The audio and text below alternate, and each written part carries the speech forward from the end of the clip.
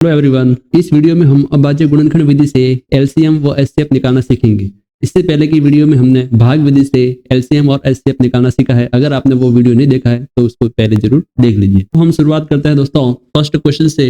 इसके अंदर हमें दे रखा है 24 और 36 का एलसीएम और एचसीएफ निकालना है। तो सबसे पहले हम क्या करेंगे, अभाज्य गुणनखंड विधि हमें यूज करनी है। तो सबसे पहले 24 का अभाज्य गुणनखंड निकालेंगे। तो यहाँ पर इकाई अंक 4 है, तो इकाई अंक 4 है तो इसका मतलब 2 का भाग जाएगा। 2 का भाग 24 में देने पर 12 आता है भागफल। 12 का वापस इकाई अंक 2 है, वापस 2 का भाग जाएगा। 2 का भाग देने पर यहाँ पर 6 आता है। 6 में 2 का भाग जाता है तो यहाँ पर भागफल आ गया 3। अब 3 अभाज्य संख्या खुद, तो 3 का भाग 3 में ही जाएगा और यहाँ पर लिख देंगे 1। 1 आने पर हमें रुक जाना है। अब 36 है तो इसका भी हमें क्या करना पड़ेगा, अभाज्य गुणनखंड करना पड़ेगा। जितनी भी संख्या दे रखी है सबसे पहले उनका अभाज्य गुणनखंड दोस्तों निकालना है। वापिस इकाई अंक यहाँ पर देख सकते हैं कि 6 है तो 2 का भाग जाएगा। 2 का भाग देने पर यहाँ पर आता है 18। अब 18 में इकाई अंक देख सकते हैं आप 8 है, तो किसी भी संख्या का इकाई अंक अगर 0, 2, 4, 6, 8 है तो इसमें 2 का भाग दोस्तों जाता है। अब जब हम यहाँ पर 2 का भाग देंगे तो हमें पता है कि यहाँ पर बच जाएगा 9, भागफल आएगा 9। 9 जो है वो 3 के पाड़े में आता है, 3 की टेबल में आता है, तो 3 का भाग देंगे। 3 का भाग देने पर भागफल आ गया 3। 3 का भाग 3 में वापस देंगे दोस्तों तो यहाँ पर आ जाएगा 1। अब हमें क्या करना है, जो ये 24 लिखा है यहाँ पर जिनका हमने अभाज्य गुणनखंड किया है, इनका हम अब गुणनखंड के गुणा के रूप में लिख देते हैं। यानी कि 24 को हम क्या लिख सकते हैं, 2 × 2, फिर वापस 2 × 3, फिर संख्या को हमें इस रूप में लिखना है। फिर 36 है, 36 को भी हमें इसी रूप में लिखना है, 2 × 2, फिर 3 × 3। अब हमारा नेक्स्ट स्टेप क्या होगा दोस्तों, अब हमें दोनों जो संख्या लिखी है इनमें जोड़ा ढूंढना है। कौन कौन सी संख्या जो है वो समान है। अब यहाँ पर देख सकते हैं 24 और 36 में ये जो 2 हैं दोनों में समान है। ये जो 2 है वो दोनों में समान है। इधर आप देख रहे हैं ये 3 जो है वो दोनों में समान है। ये इस 2 का जोड़ा हमें नहीं मिला और 3 का जोड़ा नहीं मिला। जिनका जोड़ा नहीं मिला उनको ऐसे का ऐसे ही रहने देंगे। सबसे पहले दोस्तों हम यहाँ पर लिखेंगे HCF, मसप, महत्तम समापवर्तक। ध्यान रखना है दोस्तों, मसप के अंदर हमें क्या लिखना है, जिनके जोड़े बने हैं वो ही लिखने हैं। जिनके जोड़े बने हैं वो ही लिखने हैं। तो दोस्तों यहाँ पर जोड़ा किसका बना, 2 का बना है। इधर ये 2 का जोड़ा बना है, इधर ये 3 का जोड़ा बना है। जिनका जोड़ा बना उनको एक एक बार लिख दो। 2 का जोड़ा बना 2 लिख दिया, इंटू ये जोड़ा बना इसको ऐसे कैसे लिख दिया। फिर यहाँ पर 3 का जोड़ा इसको ऐसे का ऐसे लिख दिया। अब इनका गुणा कर लीजिए तो यहाँ पर मिलेगा 12। यानी कि 24 और 36 का जो मसप मिल गया दोस्तों वो हो गया 12। फिर हमें लिखना है एलसीएम। एलसीएम का मतलब है लसप। लसप का मतलब है लघुत्तम समापवर्तक। अब लसप के अंदर क्या करना है दोस्तों, ध्यान क्या रखना है कि सबसे पहले जो हमारे ये जोड़े बने हैं सबसे पहले तो उनको लिखना है। ध्यान रखें दोस्तों, जो मैं बोल रहा हूँ आपको वैसे ही करना है, बाकी यहाँ पर बिल्कुल आपके गलत होने की संभावना रहती है। तो सबसे पहले जो जोड़े बन रहे हैं उनको एक एक बार लिख दो। यहाँ पर 2 का जोड़ा बन रहा है, 2 को लिख दिया। यहाँ भी 2 का जोड़ा बन रहा है, 2 को लिख दिया। यहाँ पर 3 का जोड़ा बन रहा है, लिख दिया। अब इसके बाद जो जोड़ा नहीं बन रहा उनको आप लिख दीजिए चुपचाप। यहाँ पर 2 का जोड़ा नहीं बन रहा दोस्तों, उसको भी लिख दिया। नीचे यहाँ पर 3 का जोड़ा नहीं बन रहा है, इसको भी लिख दिया। यानी कि एलसीएम के अंदर जो जोड़े बन रहे हैं वो उनको एक बार लिख दो और जो इनके जोड़े नहीं बन रहे हैं उनको भी लिखना है। अब इनका गुणा करने पर दोस्तों हमें मिलेगा 72। तो दोस्तों 24 और 36 का जो HCF हो गया वो तो 12 है और 24 और 36 का जो LCM आएगा वो है 72। सेकंड क्वेश्चन है 144 और 198 का LCM और HCF निकालना। तो सबसे पहले हमारा वही काम है कि दोनों संख्या का हमें अभाज्य गुणनखंड करना पड़ेगा। इकाई अंक अगर दोस्तों 0, 2, 4, 6, 8 है तो उसमें 2 का भाग जाता है, इसलिए दोस्तों यहाँ पर 2 का भाग जाएगा। 2 का भाग देने पर यहाँ पर आएगा 72। वापिस 2 का भाग जाएगा क्योंकि इकाई अंक 2 है। 2 का भाग देने पर हमें मिलेगा 36। इकाई अंक वापिस 36 में 6 है, 2 का भाग वापस जाएगा तो इसलिए हम 18 आएगा। 18 में 2 का भाग जाता है दोस्तों तो यहाँ पर आ जाएगा 9। 9 3 के पहाड़े में आता है, 3 के टेबल में आता है। 3 का भाग देने पर मिलेगा 3। 3 का भाग 3 में ही दोस्तों जाता है तो लिखेंगे 1। इसके बाद हम लिखेंगे 198 का अभाज्य गुणनखंड। एक अभाज्य गुणनखंड करेंगे तो इधर 8 है, 8 का भाग दोस्तों 8 होने के कारण 2 का भाग जाएगा। 99 बार दोस्तों भागफल आया। अब 99 का इकाई अंक 9 है तो 2 का भाग तो जाएगा नहीं। अब 2 के बाद हम चेक करेंगे 3 की, 3 का भाग जाता कि नहीं। 3 का नियम क्या कहता है दोस्तों कि अंकों का योग करो। तो यहाँ पर अंक है 9 और 9, 9 + 9 किया तो 18। 18 में दोस्तों 3 का भाग जाता है, इसलिए इसके अंदर भी 3 का भाग जाएगा। यही 3 का नियम कहता है। 3 का भाग देने पर यहाँ पर मिलेगा 33। वापिस 3 और 3 जोड़ेंगे तो 6 आता है, 6 में 3 का भाग जाता है तो इसमें भी 3 का भाग जाएगा दोस्तों। 3 का भाग देने पर यहाँ पर मिलेगा 11। 11 खुद अभाज्य संख्या है और अभाज्य संख्या का भाग दोस्तों या तो 1 का जाता है उसके अंदर भाग या फिर खुद का ही जाता है। तो 1 तो लिखना नहीं क्योंकि हम अभाज्य गुणनखंड कर रहे हैं, तो 11 ही लिखेंगे। 11 का भाग 11 में दोस्तों 1 आ गया। अब हम यहाँ पर लिखेंगे इन संख्याओं को। 144 को मैं क्या लिख सकता हूँ दोस्तों, 2 इंटू 2 इंटू वापस 2 इंटू 2 इंटू 3 इंटू 3, ये हमने 144 को लिख दिया। अब 198 को हम इसी प्रकार लिखेंगे, 2 इंटू 3 इंटू 3 इंटू 11। अब हमें क्या करना है, नेक्स्ट स्टेप में संख्याओं के जोड़े बनाना है। जिनका जोड़ा बन रहा है पहले उनको आप गोला लगा दीजिए। यहाँ पर 2 2 का जोड़ा बन रहा है। अब आप देखेंगे कि 1 3 यहाँ पर है, 1 3 यहाँ पर, इनका जोड़ा आपस में बन रहा है। 1 3 दोस्तों यहाँ पर है, 1 दूसरा 3 यहाँ पर, इनका जोड़ा बन रहा है, बाकी किसी का जोड़ा नहीं बन रहा। तो HCF जो होगा दोनों का 144 और 198 का क्या होगा, जिनका जोड़ा बन रहा है पहले उनको एक एक बार लिख दो। इधर 2 का जोड़ा बन गया, 3 का जोड़ा बन गया और 3 का जोड़ा बन गया। इनको जब गुणा करेंगे तो 18 मिलेगा।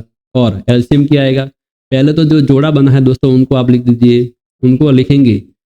फिर दूसरी बात, जिनका जोड़ा नहीं बन रहा उनको भी लिख दीजिए। किसका जोड़ा नहीं बना दोस्तों, इस 2 का नहीं बना तो इस 2 को लिख दिया, इसका भी नहीं बना तो इसको भी लिख दिया, इसका भी नहीं बना तो इसको भी लिख दिया, और किसका नहीं बना, इस 11 का नहीं बना तो 11 को भी लिख दिया।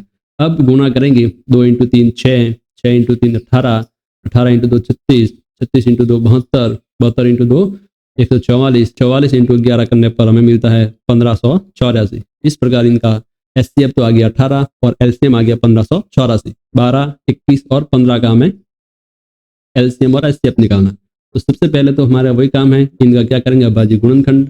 तो अब अभाज्य गुणनखंड जब करेंगे, 2 का भाग देंगे तो इधर आएगा 6, वापस 2 का भाग देंगे तो 3, फिर 3 का भाग देंगे तो आ जाएगा 1। अब 21 का अभाज्य गुणनखंड करेंगे, यहाँ पर अंकों का योग करेंगे तो दोस्तों 3 आता है, 3 का भाग 3 में ही जाएगा, इसलिए 3 का देंगे तो 7। 7 खुद अभाज्य संख्या है तो 7 का 7 में जाएगा, इधर आ जाएगा 1। फिर नेक्स्ट है 15। 15 दोस्तों यहाँ पर 3 के पारे में आता है तो 3 का भाग देने पर 5 मिलेगा, 5 का भाग 5 में जाता है तो इधर आ गया 1।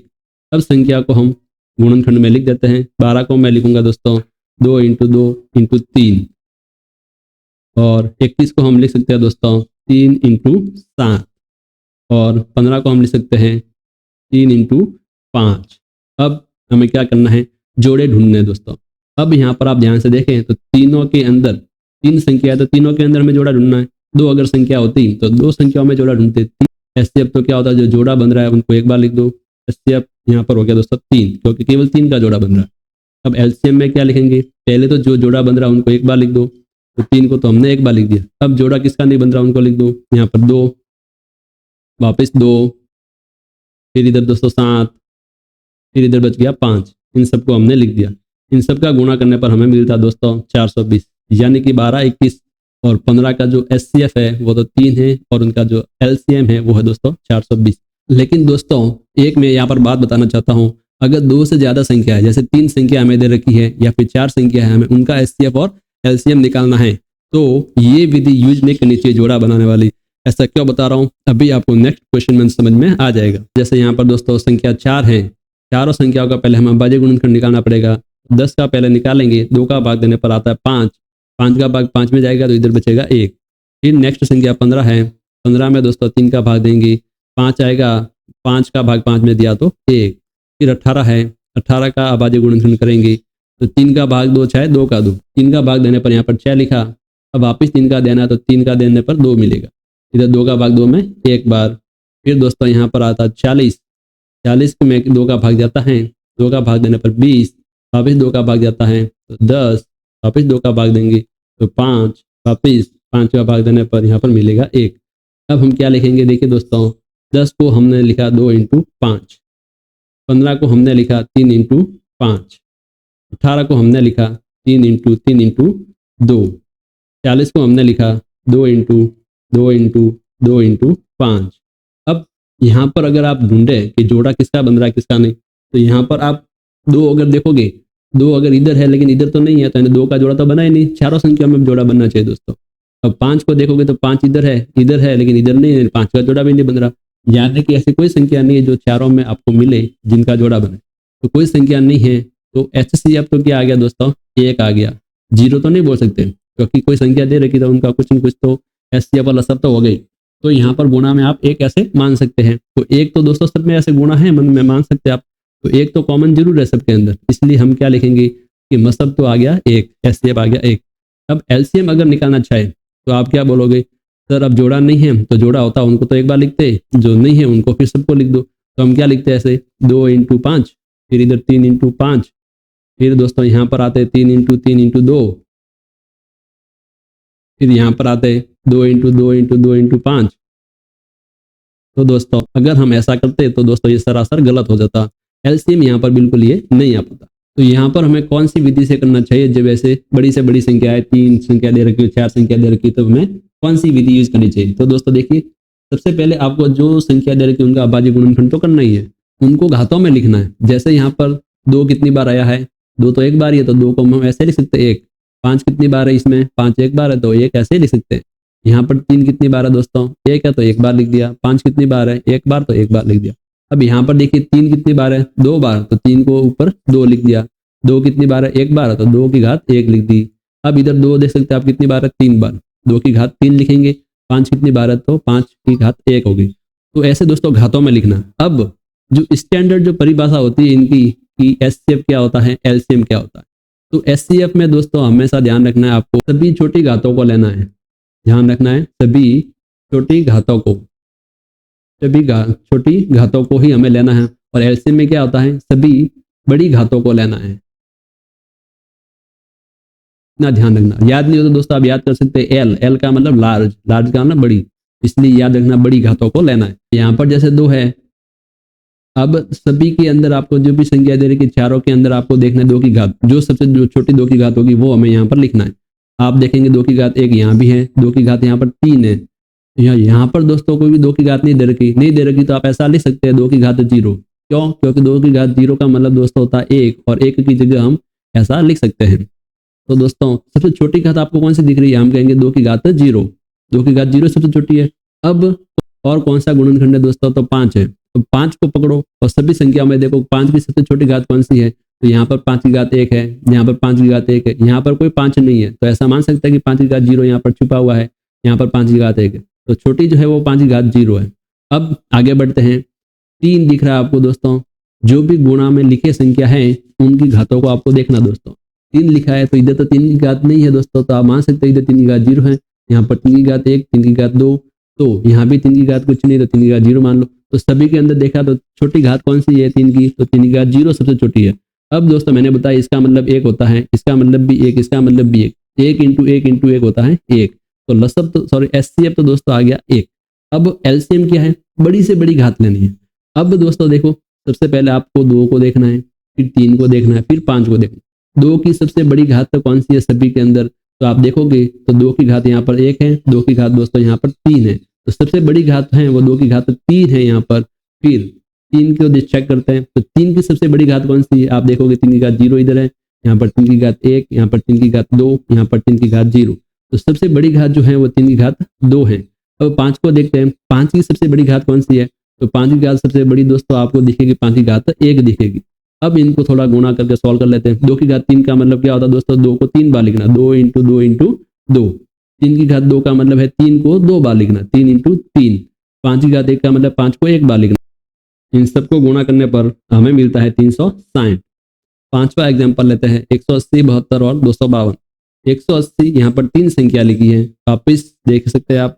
जब हम 2 का करेंगे, क्योंकि 0 इकाई अंक के 2 का भाग देंगे तो 90 मिलेगा, 2 करेंगे 45, इकाई अंक 5 है तो 5 का भाग देंगे तो 9 आ जाएगा। 3 का भाग जाएगा दोस्तों यहाँ पर 3 का भाग 3 में जाता है, इधर आ गया 1। अब 72 है तो दोस्तों इकाई अंक 2 है तो 2 का भाग जाएगा, 2 का भाग देने पर 36 आता है। वापिस इकाई अंक 2 है तो 2 का भाग देंगे 18, 2 का भाग देंगे 9, 3 आ जाएगा, 3 3 और 1। इधर दोस्तों 252, इधर 2 का भाग देने पर हमें मिला 126, 2 का भाग देने पर 63, 3 का भाग देने पर 21, 3 का भाग देने पर 7, 7 का देंगे 1।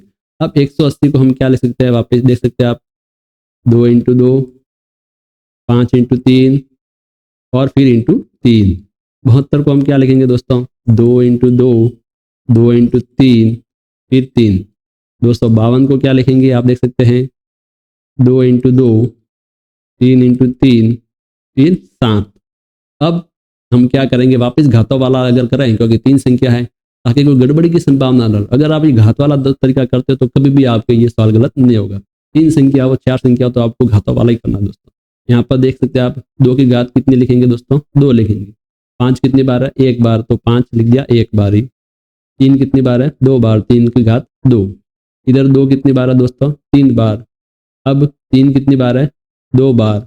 इधर देख सकते हैं 2 कितनी बार है, 2 बार, 3 2 बार, और 7 1 बार। अब हमें क्या करना है, एचसीएफ। एचसीएफ का मतलब मैंने बताया, छोटी घातें लेनी।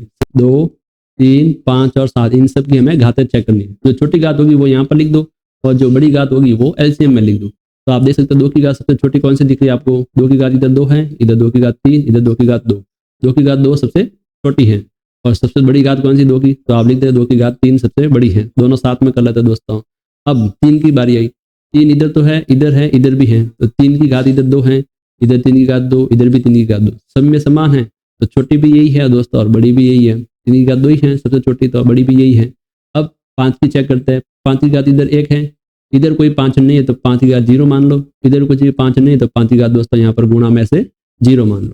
तो सबसे छोटी घात तो कौन सी है, 5 की घात 0, और सबसे बड़ी कौन सी घात है, 5 की घात 1। अब 7 की बारी आई। 7 इधर तो है, इधर नहीं है, तो 7 की घात 0 मान लो। इधर भी 7 नहीं है, 7 की घात 0 मान लो। तो छोटी तो 7 की घात 0, और बड़ी मिली 7 की घात 1। ये 0 वाले जो है इनको दोस्तों आप हटा सकते हैं, क्योंकि इनका मतलब 1 ही होता है। तो इसका मतलब क्या हो गया, 2 इंटू 2, इसका मतलब हो गया 3 इंटू 3। 2 इंटू 2 दोस्तों, इधर आ गया 3 इंटू 3। फिर इनका जो गुणा करेंगे तो आ गया 36।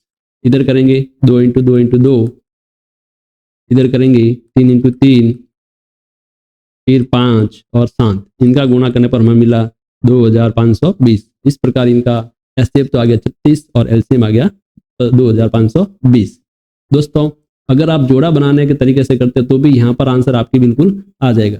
लेकिन मैंने आपको ये तरीका इसलिए बताया है कि जोड़ा वाला तरीका कभी काम आ जाता है, कभी काम नहीं आता। कब, जब 3 से या 3 से ज्यादा संख्या दे रखी, 2 अगर संख्या दे रखी है तो जोड़ा वाले से ही करें, बहुत ही फटाफट और आसान हो जाएगा। 3 या 3 से ज्यादा संख्या दे रखी तो आपको ये तरीका ही करना चाहिए, क्योंकि इसमें गलती बिल्कुल भी नहीं होगी। तो दोस्तों इसी तरह के वीडियो के साथ मिलते हैं अपने अब नेक्स्ट सेशन में। तब तक के लिए take care, good luck, bye bye.